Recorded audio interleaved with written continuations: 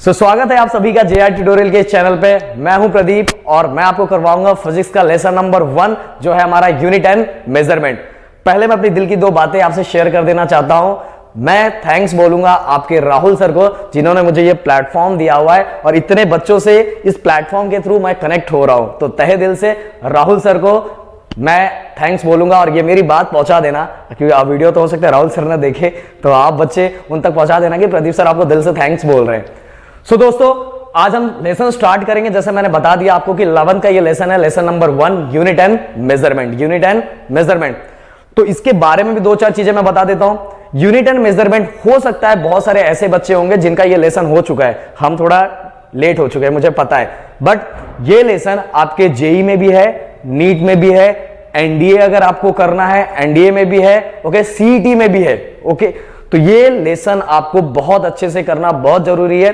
ये लेसन हम पूरा बेस से लेके पूरा लास्ट तक करवाएंगे। तो अगर जो आगे जा चुका है वो भी स्टार्टिंग से देख ले, एक बार पूरे डीप में नॉलेज ले ले। तो चलो शुरू करते हैं हम। जो टॉपिक हम कवर करने वाले हैं, फर्स्ट टॉपिक है हमारा what is physics, then unit and system of unit, then fundamental quantity and fundamental unit, then derive quantity and derive units. इतने टॉपिक्स को हम आज कवर करने वाले हैं दोस्तों। तो रेडी हो आप? और अगर वीडियो अच्छा लगे तो वीडियो को लाइक करो, राहुल सर के हार्डवर्क के लिए चैनल को सब्सक्राइब करो और जितना ज्यादा हो सके उतना ज्यादा दोस्तों को शेयर करो। तो दोस्तों व्हाट इज फिजिक्स? फिजिक्स सबसे पहले आपको यही पता रहना चाहिए ना, आप फिजिक्स कर रहे हो तो सबसे पहले आपको पता रहना चाहिए फिजिक्स होता क्या है। तो physics is the branch of science that deal with, किसके साथ डील करेगा? That deal with measurement and physical theories. तो फिजिक्स साइंस का ब्रांच है, ये तो आप सभी को पता है। Physics is the branch of science. वो किसके साथ डील करता है? क्योंकि फिजिक्स में आपको पता है अभी हम बहुत सारे कैलकुलेशन करने वाले हैं, बहुत सारी चीजें सीखने वाले हैं, तो आपको ये चीजें पता रहना चाहिए कि फिजिक्स होता क्या है। तो physics is the branch of science that deal with measurement and physical theories. बहुत सिंपल डेफिनेशन है, मैंने स्टार्टिंग उसी से की है, फिजिक्स से की है। Then guys what is physics हो गया।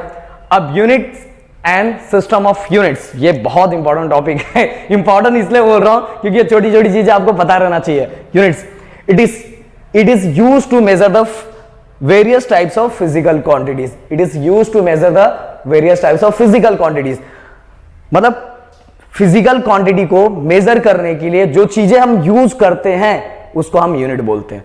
अब आपके मन में क्वेश्चन आ रहा होगा कि प्रदीप सर ये फिजिकल क्वांटिटी क्या होती है? तो फिजिकल क्वांटिटी मैं आपको बता देता हूं, जो भी मेजरेबल क्वांटिटीज होती हैं उनको हम फिजिकल क्वांटिटी बोलते हैं। जो भी मेजरेबल क्वांटिटीज होती हैं उनको क्या बोलते हैं? फिजिकल क्वांटिटीज बोलते हैं। तो इन्हीं फिजिकल क्वांटिटी को किसके हेल्प से मेजर किया जाता है? यूनिट से। जैसे मैं बोलूं मैं बहुत हॉट हूं तो मेरे बॉडी का टेम्परेचर कितना होगा? टेम्परेचर होगा, तो टेम्परेचर को मेजर कर सकते हो, कर सकते हो, ओके। अगर मैं बोलूं कि मेरे अंदर कितना मास है तो इसको भी मेजर कर सकते हो। तो ये मास और ये टेम्परेचर, ये सभी क्या हो गई? फिजिकल क्वांटिटीज हो गई, क्योंकि हम इसको मेजर कर सकते हैं। तो it is used to measure the various types of physical quantity. अब यूनिट्स कितने टाइप के होते हैं? टोटल 4 टाइप्स के सिस्टम। सबसे पहले अभी अगला जो टॉपिक है आपका system of unit. There are 4 types of system of unit. First is CGS, second is MKS, third is FES and last है एसआई। लास्ट है हमारा एसआई। तो सीजीएस क्या होता है? सीजीएस, सी मतलब सेंटीमीटर, जी मतलब ग्राम और एस मतलब क्या है हमारा? सेकेंड। एमकेएस क्या होता है? पहले एक चलो, अगर एग्जाम में आता है कि explain system of unit, explain system of unit, तो आप किस तरह से लिखोगे? सबसे पहले ये लिखना है there are 4 types of system of unit. First is CGS, second is MKS, third is FES, last is SI, okay. अब सीजीएस को आप लिखोगे, सी मतलब सेंटीमीटर, तो लेंथ को हम सेंटीमीटर में मेजर करते हैं, मास को ग्राम में मेजर करते हैं, mass in a gram and time in second. ये हो गया हमारा सीजीएस का। मैं इसके ऊपर ऐसा लिख देता हूं एल एम टी, इससे आपको पता चलेगा एल इधर L M T, then L M T, ये तीनों का लिख दिया। तो same length in metre, mass in kilogram and time in second.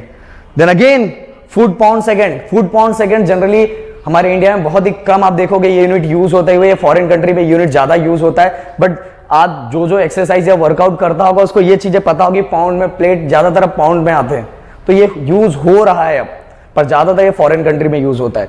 Same यहाँ लेंथ को फुट में मेजर किया जाता है, लेंथ को किसमें, फुट में मेजर किया जाता है। मास जैसे वेट आप लेते हो, मास को हम पाउंड में एंड टाइम को सेकंड में। ओके, तो ये चीजें 3 बार मैंने बता दी।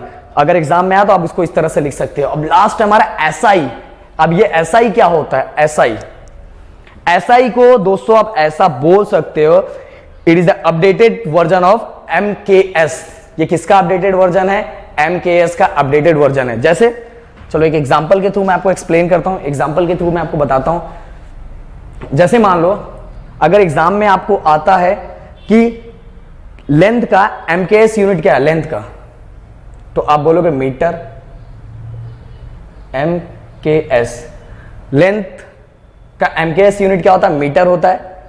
उसी तरह अगर मैं लेंथ का एसआई यूनिट पूछूं तो भी मीटर ही होता है, तो भी क्या होता है? मीटर ही होता है। बोलो क्या सर आप भी कंफ्यूज कर दिए हो, जब दोनों ही सेम होता है तो ये एसआई लाने की जरूरत क्यों थी? बिना मतलब हमारा एक टॉपिक बढ़ा दिया, एसआई क्यों लाया? तो इसके पीछे की छोटी सी स्टोरी मैं आपको बताता हूं।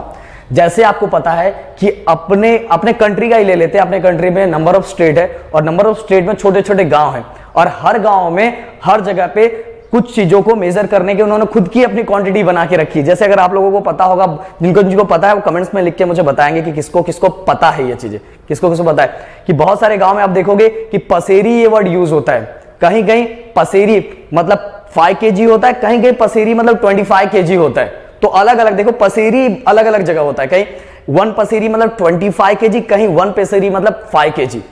तो अगर मान लो ऐसा बंदा है जो, अगर मान लो हम लोग को तो पता ही नहीं है, हम महाराष्ट्र में रहते हैं, हमें नहीं पता है, तो हम अगर ऐसी जगह जहां रहे हैं जहां पसेरी वर्ड यूज हो रहा है तो हमारे लिए तो नया है, तो हम तो अनएजुकेटेड की तरह हो जाएंगे, हमें तो समझेगा ही नहीं।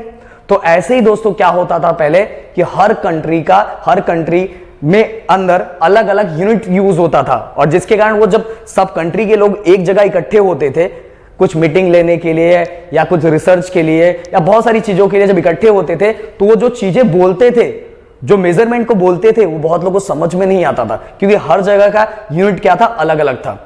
तो फाइनली ये सब को खत्म करने के लिए उन्होंने सोचा कि भाई इसका सॉल्यूशन क्या निकाला जाए, तो उसका सॉल्यूशन निकाला गया वो SI, international system of unit. मतलब उन्होंने बोला कि अब all over the world length के लिए ओनली मीटर यूज होगा। तो मतलब आप देखोगे बाकी यूनिट आप बना सकते हो, आपको जो यूनिट बनाना है आपकी कंट्री का वो यूनिट बनाओ, चाइना को जो बनाना है, जिसको जो बनाना बनाओ, पर सभी बच्चों को एक कॉमन यूनिट पढ़ाया जाएगा, जो है जो आपको पता है कौन सा होता है? एसआई। तो जब मैं छोटा था तो मुझे एमकेएस और सीजीएस ही पढ़ा, जब यूनिट मुझे आया तो एमकेएस और सीजीएस ही आया, पर जब मैं आगे थोड़ा आ रहा है तो एसआई ऐड हो गया। अब आप देखोगे कि एग्जाम में एसआई और सीजीएस पूछा जाता है, मतलब एसआई आपको आना चाहिए। तो फॉरेन की कंट्री में स्टूडेंट लोग को भी एसआई पढ़ाया जा रहा है, तो हर जगह SI, all over world SI unit पढ़ाया जा रहा है, तो सभी को एसआई यूनिट कॉमन है। तो इससे अब क्या हेल्प होगा कि अगर हम जब एक जगह इकट्ठे होंगे तो अगर उनको एक्सप्लेन करना है, उनको दूसरी कंट्री को बताना है, तो अगर उनको एसआई यूनिट आता है तो वो अच्छे से एक्सप्लेन कर सकते हैं। तो इन चीजों को खत्म करने के लिए एसआई यूनिट को लाया गया। तो दोस्तों एसआई यूनिट की स्टोरी मैंने बता दी कि SI unit all over the world same use होता है, समझ में आए? तो ये होता है हमारा एसआई यूनिट। तो अब गाइस आपको पता है कि बोर्ड बहुत छोटा है, इसीलिए मुझे इसको इरेज करना पड़ेगा, और किसको करके फिर मैं चेंज करता हूं आगे का टॉपिक। जैसे आपको पता है यूनिट हो गया, सिस्टम ऑफ यूनिट हो गया, अब हम देखेंगे fundamental quantities and unit and derive quantities and unit. और दोस्तों लास्ट में मैं आपको होमवर्क भी दूंगा, तो उस होमवर्क के लिए रेडी रहना। मैं चेक करूंगा कौन कौन कॉमेंट्स में लिख के आंसर दे रहा है, और सबसे पहले कौन दे रहा है ये भी मैं चेक करूंगा। सो दोस्तों अब हम देखने वाले fundamental quantity and fundamental unit, then इसके बाद derive quantity and derive unit. तो बहुत सिंपल है, ये भी आपके लिए नोट्स पूरा लिखा हुआ है, पूरा लिख के मैंने रेडी करके रखा हुआ है, बस यही चीजें कवर करो पूरा का पूरा। देखो जो चीजें मैं करवा रहा हूं ना वही चीजें आपको आने वाला है। आपका जेई ले लो, नीट ले लो, कुछ भी ले लो, जो प्रैक्टिस मैं करवा रहा हूं सब चीज अभी के अभी खत्म करते जाओ। अब नहीं कि स्पेशल जेई के लिए लेक्चर्स होगा, इसके लिए अरे अभी करते जाओ ना भाई, क्या टेंशन है, सब करवा रहा हूं मैं। सो फंडामेंटल क्वांटिटी, फंडामेंटल क्वांटिटी मतलब क्या था, बहुत सिंपल सी, अगर जैसे डिराइव क्वांटिटी समझाऊंगा वैसे फंडामेंटल क्वांटिटी अपने आप समझ में आ जाएगा। The physical quantity which do not depend on any other physical quantity, ऐसी फिजिकल क्वांटिटी जो किसी और पे डिपेंड नहीं होती फॉर देयर मेजरमेंट, खुद मतलब कि एक ऐसे सिंपल सा बता देता हूं, ऐसी क्वांटिटीज जो खुद को डिफाइन करने के लिए किसी और पे डिपेंडेंट नहीं होती, ऐसी क्वांटिटी को हम बोलते हैं fundamental quantity. The physical quantity which do not depend on any other physical quantity for their measurement, measurement के लिए वो किसी और फिजिकल क्वांटिटी पे डिपेंड नहीं रहती है, खुद को डिफाइन करने के लिए किसी और पे डिपेंड नहीं होती। पता चल जाएगा, जैसे डिराइव करवाऊंगा तो समझ में आ जाएगा, थोड़ा थोड़ा कंट्रोल रखो। So there are total 7 types के फंडामेंटल क्वांटिटीज है। There are total 7 types of fundamental quantities. First is length, second is mass, time, EC means electric current, and temperature, luminous intensity, amount of substance. ये total 7 fundamental quantities है। ये total क्या है, 7 fundamental quantities है। ये याद कर लो, ये इतना ही है। लेंथ, अगर लेंथ मैं बोलूं, लेंथ का बोलो बताओ भाई फटाफट लेंथ का यूनिट बता दो, तो आप फटाक से मुझे बता दोगे कि लेंथ का यूनिट सब मीटर होता है। क्या होता है, मीटर होता है। मास पूछूंगा तो केजी होता है। तो वैसे ही टाइम का सेकंड होता है, इलेक्ट्रिक करंट का यहां एम्पियर, टेम्परेचर का केल्विन, फिर इसका लुमिनस इंटेंसिटी। ये आपके लिए वर्ड नया है पर फिजिक्स में ही करवाने वाला हूं, जैसे जैसे मैं आगे बढ़ूंगा तो इसके बारे में बताऊंगा। लुमिनस इंटेंसिटी कैंडला होता है, और अमाउंट ऑफ सब्सटेंस ये आपने सुना है 9th स्टैंडर्ड में होता है, मोल होता है। ओके, तो यही सभी फिजिकल क्वांटिटी है। इनको खुद को डिफाइन करने के लिए, मेजरमेंट के लिए किसी और पे डिपेंड नहीं रहना पड़ता। अब दूसरा क्वेश्चन ये है कि जिसका मैंने डेफिनेशन लिखा नहीं है बट बहुत सिंपल है, आप खुद से लिख सकते हो। एग्जाम में आएगा define fundamental unit, fundamental unit those unit which are use for, किसके लिए यूज करेंगे, which are use for fundamental quantity, those unit which are use for fundamental quantities. ऐसे ही यूनिट को हम बोलेंगे fundamental units. Those unit which are use for fundamental quantities, ऐसे unit को हम बोलेंगे फंडामेंटल यूनिट्स। जैसे अब मान लो यहां metre, kilogram, second, ampere, kelvin, candela, mole, ये सभी फंडामेंटल यूनिट्स है। क्या है, सभी फंडामेंटल यूनिट्स। अब आते हैं दोस्तों, अभी इसके सिंबल दिए हुए ये सब देख लो। अब डिराइव यूनिट्स, अब डिराइव यूनिट्स क्या होते हैं, डिराइव यूनिट्स मैं आपको पहले बता देता हूं। डिराइव यूनिट्स देखो, ये डिपेंडेंट नहीं है, डिराइव यूनिट्स डिपेंडेंट होती है। The physical quantity which depend on any other physical quantities for their measurement, खुद के मेजरमेंट के लिए वो किसी और फिजिकल क्वांटिटी पे डिपेंड होती है, दूसरे के भरोसे पड़ी रहती है खुद को डिफाइन करने के लिए, ऐसी क्वांटिटी को हम डिराइव क्वांटिटी बोलते हैं। अभी समझाने एग्जांपल के थ्रू समझाता हूं। अगर दोस्तों मैं आपको बोलता हूं कि मुझे वेलोसिटी का मुझे क्या बताओ, वेलोसिटी का मुझे यूनिट बताओ, तो आप फटाक से मुझे बोलोगे सर मीटर पर सेकेंड। तो मीटर क्या है, ये तो फंडामेंटल है ना। सेकेंड क्या है, फंडामेंटल है ना। तो वेलोसिटी को खुद को डिफाइन करने के लिए किसी और पे डिपेंड रहना पड़ा। वेलोसिटी को खुद को डिफाइन करने के लिए, इसके वेलोसिटी के मेजरमेंट के लिए किसी और पे डिपेंड रहना पड़ा, इसीलिए तो वेलोसिटी को बोला जाता है ये डिराइव क्वांटिटी है। कौन सी क्वांटिटी, डिराइव क्वांटिटी है। अब मैं अगर आपको एक्सेलरेशन पूछूं तो आप बोलोगे सर मीटर पर सेकेंड स्क्वायर। तो मीटर और सेकेंड क्या है दोस्तों, ये तो फंडामेंटल है। मतलब फिर से एक्सेलरेशन को खुद को डिफाइन करने के लिए, एक्सेलरेशन के मेजरमेंट के लिए किसी और पे डिपेंड रहना पड़ा। किस पे डिपेंड रहा, मीटर मतलब लेंथ होता है जो फंडामेंटल क्वांटिटी है, सेकेंड मतलब टाइम होता है जो भी फंडामेंटल क्वांटिटी है। मतलब एक्सेलरेशन को भी खुद को डिफाइन करने के लिए किसी और पे डिपेंड रहना पड़ता है। तो एक्सेलरेशन भी कौन सी क्वांटिटी होगी, डिराइव क्वांटिटी होगी। कौन सी क्वांटिटी होगी, डिराइव क्वांटिटी। मतलब कहने का मतलब यार, अगर आपको डिफाइन करने की किसी और की जरूरत पड़ रही है तो समझ लो आप डिराइव हो।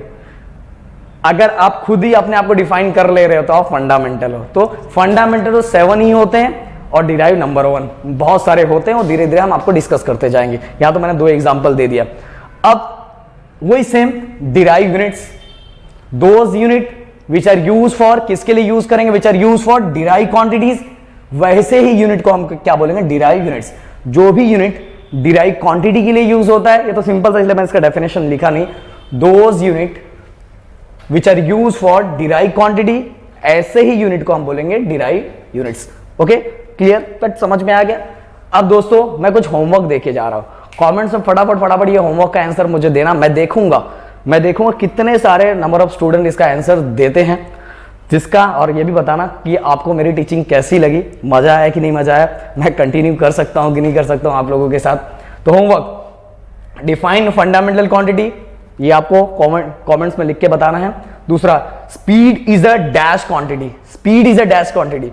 अगर स्पीड का आपको यूनिट याद होगा ना कि क्या यूनिट है, वो यूनिट चेक करना, वो यूनिट किसी और का था क्या, तो आप समझ में आ जाएगा कि स्पीड फंडामेंटल है कि डिराइव है। स्पीड के बारे में हमने 9th स्टैंडर्ड में स्पीड में इसका यूनिट पढ़ा है।